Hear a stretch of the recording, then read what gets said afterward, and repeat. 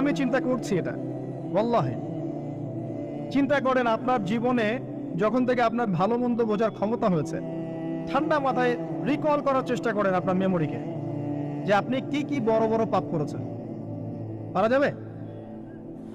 একটা খাতা নেন সামনে, নিয়ে লিখেন যে আমি 10টা বান্ধবীর সাথে প্রেম করেছি। বড় পাপ তো, যে না? আমি মদ খেয়েছি বন্ধুদের সাথে, আমি গুন্ডাগিরি করেছি, একজনের হাতের রক কেটে দিয়েছি, পায়ে রক কেটে দিয়েছি। আছে না এগুলো আমার নামে মানুষের? আমি রিলিফের মাল মেরে খেয়েছি, আমি বোনের সম্পত্তির অধিকার দেইনি, পিতা মাতাকে আমি বৃদ্ধাশ্রমে পাঠিয়েছি, আমি এটা করেছি ওটা করেছি। হিসাব করা যাবে না? এগুলো তো করেছি আর করি নাই। আমি নামাজ পড়ি নাই এতদিন, এত ওয়াক্ত, আমি যাকাত দেই নাই, আমি রোজা রাখি নাই। পারা যাবে না? আমরা না করলে কি হবে? লেখা আছে না? দেখানো হবে না? সে ব্যক্তি বুদ্ধিমান যে নিজের হিসাব নিজে নিয়ে নিল দুনিয়ায়। এই জায়গায় আসেন, নিজের হিসাব নিজে নিয়ে নেন দুনিয়ায়। এবার আপনি দেখবেন যে আপনার আমার পাপগুলো দুই ভাগে বিভক্ত। একটা হচ্ছে আল্লাহর সাথে জড়িত, আর একটা মানুষের সাথে জড়িত। আল্লাহর সাথে যেগুলো জড়িত, ইনশাআল্লাহ 2 রাকাত নামাজ, অনলি 2 রাকাত নামাজ, ওযু করে এসে মুখলেস ভাবে আদায় করে চোখের পানি ফেলে দিয়ে শেষ রাতে আল্লাহকে বলা, আল্লাহ আমি এই পাপ করেছি, আল্লাহ আমাকে মাফ করুন।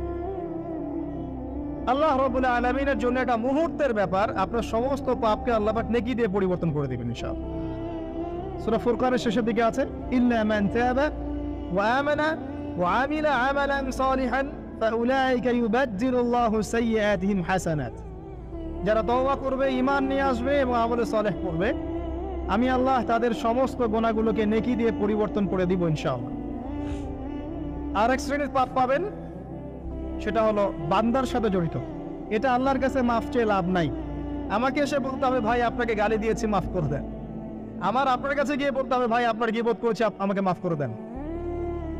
আপনি আরেক ভাইয়ের কাছে গিয়ে বলবেন, ভাই আপনার টাকা আমি মেরে খেয়েছিলাম, টাকা নেন, শোধ করে নেন। প্রতিবেশীকে বলতে হবে, ভাই জমি নিয়ে নেন, জমি আমি মেরে খেয়েছিলাম। জনগণের সামনে এসে বলতে হবে, এই যে চালের বস্তা তোমাদের ছিল, আমি মেরে খেয়েছি, নিয়ে নাও। এত সহজ না। না হলে এগুলো কিয়ামতের মাঠে জমা থাকবে এবং পুলসিরাতে তারা দাঁড়িয়ে থাকবে। যখন আপনি আমি অনেক নেকি নিয়ে উঠবো, আল্লাহ পাক বলবেন, নেকি দিয়ে দাও। কেন দিব? কারণ অমুককে গালি দিয়েছো, অমুকের টাকা নিয়েছো, ফেরত দাওনি, অমুকের কাছ থেকে অমুককে অপবাদ দিয়েছো, অমুকের সম্পত্তি মেরে খেয়েছো, অমুকের জমি মেরে খেয়েছো, ইত্যাদি ইত্যাদি। এখন তোমার নেকি দিয়ে ওদেরকে শোধ করো। তোমার আমলনামা থেকে নেকি সব চলে যাবে, আর ওর আমলনামা থেকে গুনাহ আপনার আমলনামায় চলে আসবে। বলেন নাউযুবিল্লাহ।